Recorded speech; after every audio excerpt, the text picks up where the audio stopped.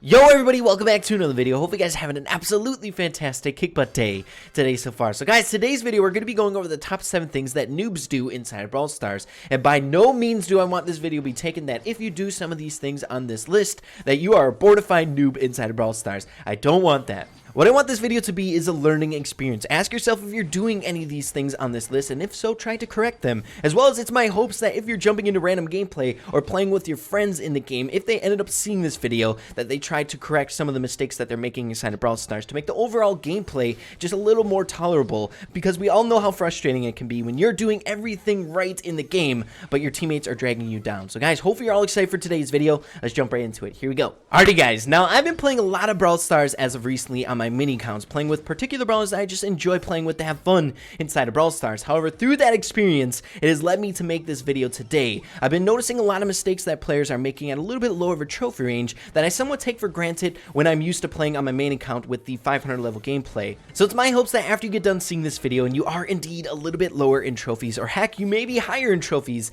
and you're still doing some of these things and you feel like you're better than that, you feel like your trophies don't reflect the skill that you have in this game, that you make sure you're not doing any of these things on this list that we go over in today's video. These small things are super important, and if you're doing those fundamental things wrong, it can make a big difference inside of Brawl Stars. Also, I stress that you relay this message to your teammates as well. If you like playing with certain brawlers inside the game, don't hesitate to tell them what they're doing wrong inside the game. Constructive criticism is really good if they're trying to get better. So guys, it's time to get into the top 7 things that noobs do inside of Brawl Stars. Here we go. Alrighty guys, so starting off with number 1, and I feel like this one is so incredibly important, probably one of the most important ones on our list today that hopefully you guys are doing right. If not, do it right after the video, and that is correct laning inside of Brawl Stars, especially 3v3s. There is not really laning inside of Showdown. Showdown is just a bunch of stuff happening at once, though there is strategy to it, but in 3v3 game modes, make sure you're taking to a lane, not grouping up together in a big bunch. I see this a lot when I'm playing on my random account or my mini account that I like to play with randoms inside of Brawl Stars. Everyone tries to go for the objective themselves. Everyone's trying to collect the gems. Everyone's trying to group up in the middle to go to the safe inside of Heist to try to deal as much damage as possible. Believe it or not, the most effective way to approach Brawl Stars is laning. Try to have someone play in the right lane, in the middle, as well as in the left. It's a very small thing that you guys can do to be a little bit more successful inside of Brawl Stars, especially at a little bit lower in trophies. When you're seeing a lot of people not doing this, you're going to have an immediate advantage against them if you are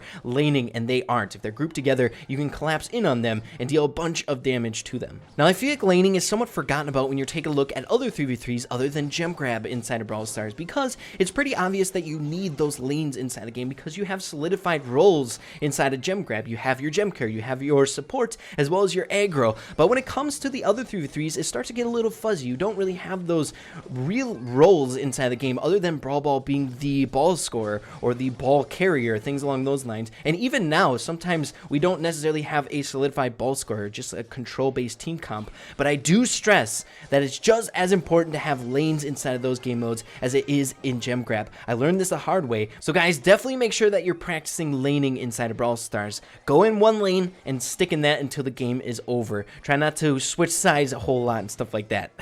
Moving on to number 2, and that is predictable movement. Oh baby, this is something that I totally noticed when I started playing on my mini count inside of Brawl Stars. I've been trying to practice with Colt a lot on my mini. I'm trying to line up shots, and it's really evident, and you tell the difference so easily when people are running in straight paths, when you go to a little bit lower of a trophy range. When you're at a little bit higher trophy ranges, people are really good at strafing. They're never moving in the same pattern for a really long time, and I stress that you do the same. I see this so much at a little bit lower trophy ranges in Showdown, in gem grab, and things along those lines. Make sure that if you're headed to an objective or you're heading back to your lane, that you're making it hard for a brawler that is targeting you to hit you. So preemptively move in different patterns. Strafe a little if a Piper is aiming down your neck and he's trying to shoot you. Make sure that you're going in weird patterns so it's not easy. It's not a free shot on her. Especially if you're playing with DPS brawlers like Colt and Rico. It makes it very easy for them, if you're running in a straight line, to line up their shots and deal a bunch of damage to you. Always constantly be strafing inside the game.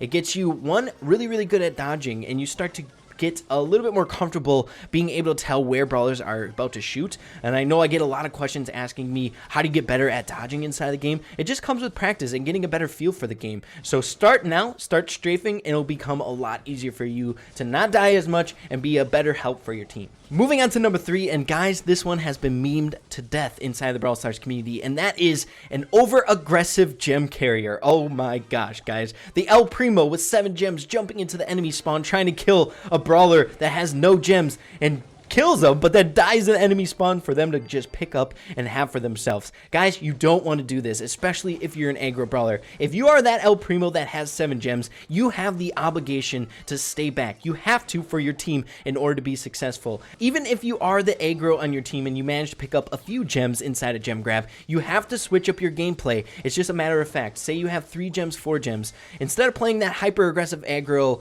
Mortis that you're used to playing, you have to start playing a little bit more smart. You have to wait for brawlers to come to you. You can't necessarily go into the enemy spawn and just give them their gems. So guys, please don't be the El Primo that has 7 gems and jumps into the enemy spawn. No one likes that. It's extremely frustrating, and it's something that can be easily corrected. Just restrain yourself. If you got gems, you have to play a different way. Moving on to number 4, and that is auto aim spamming, guys. This is so incredibly important, and to explain this to you, I want to break it down into 2 reasons why it is not good inside the game. Number 1 is just spamming your shots in general. You guys have 3 ammo, and it's really important to make it count. I guess we have 1 ammo now as well as Carl, so we can't just say 3 ammo across the board. It's a little bit different now inside of Brawl Stars, but you have to make really good usage of your 3 ammos, and especially for those brawlers that have a really low reload speed, this is even more imperative to do. Say you're spamming out your shots, you shoot all 3 of them, and the bull starts charging in. What are you going to do to defend yourself? I feel like I've made this tip so many times in my videos that good players are going to be counting your ammo, and they're going to be seeing you spamming your shots. Say you shoot out all 3. A good player will then go in on you because you're vulnerable. You can't protect yourself because you have no ammo. Really good players inside of Brawl Stars will know if 3 shots is enough to take out a particular brawler. If it's not, they won't be spamming their shots. They'll be focusing on doing consistent poke damage until the time comes to be able to take them out. They'll always keep reserves in their ammo so that they can have it in a really desperate or dire situation, such as if an aggro starts pushing in on your gem carrier. You're going to need that ammo to defend your gem carrier. There's so many different circumstances that you're going to need that ammo for that can just spring out of the blue that pro players recognize and they practice. And number 2, auto aim just becomes a little less effective inside of Brawl Stars once you get a little bit higher in trophies. And oh baby, I've noticed this so much while playing on my mini account compared to my main. When you're taking a look at pro players and they're really good at this game, the reason that they're good at this game are their technical skills inside of Brawl Stars. They don't rely on auto aim to line up their shots. They can line up their shots consistently because they know the correct spacing, they know the speed in which their bullets travel so that they can line it up correctly. It's super important to do these things. You can't rely on auto aim unless the moments call for it. If a bull is breathing down your neck and you're playing Shelly, I think that calls for some auto aim action. But when you're using like brawlers like Colt or Piper or Brock, you can't be using auto aim because it's so incredibly evident when you are using auto aim. And when people recognize that you're spamming auto aim and you're not taking the time to line up your shots, they can take advantage of that. They know what to do in order to dodge it. All you have to do if a Colt is using auto aim is just strafe in a certain direction. He won't hit a single shot on you, or a Piper or a Brock. Even easier, just move in the opposite direction. They will never hit you. It's so incredibly easy. So make sure try not to rely on auto aim unless the situation calls for it. If they're right on top of you or if it's a really desperate situation. Moving on to number 5, and this has been one of the newest things added into the game that I feel like a lot of players are doing wrong, and that is spring traps. Oh my goodness, guys, there's been so many times that I'm shouting at my iPad, telling players not to go, don't go on the spring trap, please.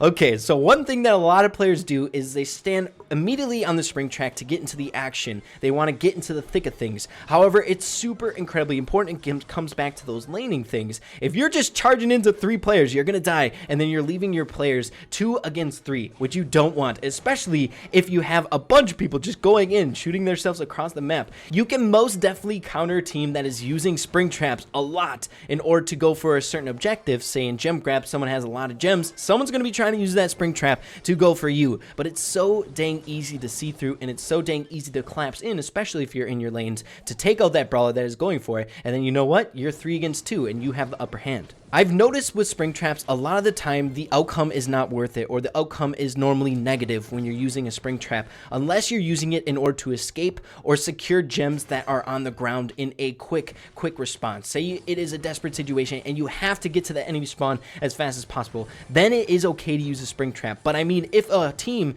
is controlling their side and you're just springing in there ready to die, that is not what you want to do. I personally only use spring traps to get away. Say I'm playing with Mortis, I pick up 4 or 5 gems, the enemy team is breathing down my neck, I use a spring trap to jump away. Their spring trap on their side. Other than that, I just try to avoid it at all costs. The next one is number 6, and this one is so incredibly important, and that is pushing only a handful of brawlers on your account. I'm sure you guys have heard this one before, but it is so incredibly important. I cannot stress this enough. Some of the reasons why people are stuck at that lower trophy range and are seeing a lot of their randoms being frustrating, doing frustrating things, is because they're stuck at that range because they're playing only a handful of brawlers and not getting the full potential of the brawlers to get as many trophies as possible. Guys, once you get to a certain trophy range, say like 8,000 or 9,000, and all your brawlers are relatively high, some of the stuff that you're seeing that is frustrating you with randoms won't be as prevalent. So that should be motivation enough to push up all the brawlers on your account in order to get a little bit higher in trophy range so you can avoid that kind of stuff.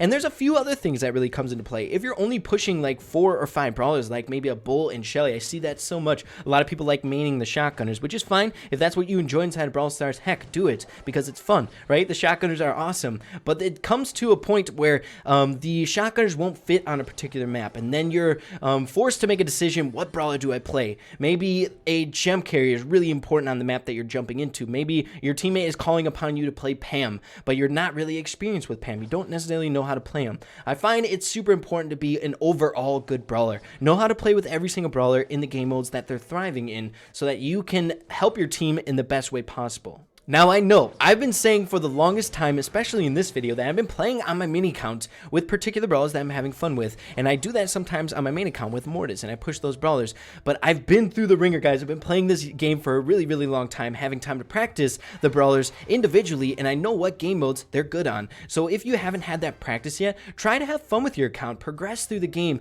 understanding what brawlers are good on what maps. Just kind of envelop yourself into the game, not just jumping into one particular game mode with one particular brawler. It starts to get a little stale after a while. Once you learn the full potential of every single brawler, it's really fun. As well as another thing that I want to bring up about pushing every single one of your brawlers is if you're doing that, you'll get more rewards and you'll progress a little bit faster in the game because of through your trophy road. Your total amount of trophies is what's influencing your trophy road. So if you want to get those rewards, progress through the game a little bit faster, get the brawlers that are on the trophy road, it's super important to use all your brawlers collectively to get some of those easier trophies. And finally, rounding the corner to number 7, the final one on the list today is not recognizing your roles inside of Brawl Stars. This has been so incredibly frustrating for me, not in a bad way, just somewhat of an eye-opener that I've been seeing while playing on my mini account, is I see a lot of people jumping into the game, and they are playing like a Piper, but they're playing in the bushes, or they're playing a Shelly, but they're playing to pick up gems, and stuff like that. It's super important, even if you're playing with randoms,